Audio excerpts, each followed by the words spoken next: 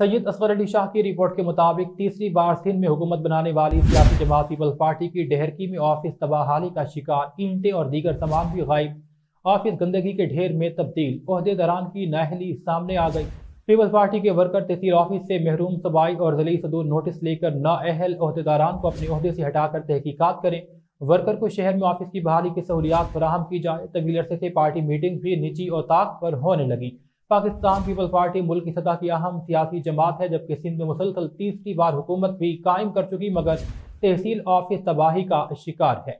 Pakistan peoples party की आला सूबाई क़यादत ज़िला सदर घोटकी मीर बाबर अली खान लॉन्ड भी बेखबर हैं। डेहरकी के वर्कर बेकस अपने शिकायत लेकर जाएं तो जाएं कहाँ।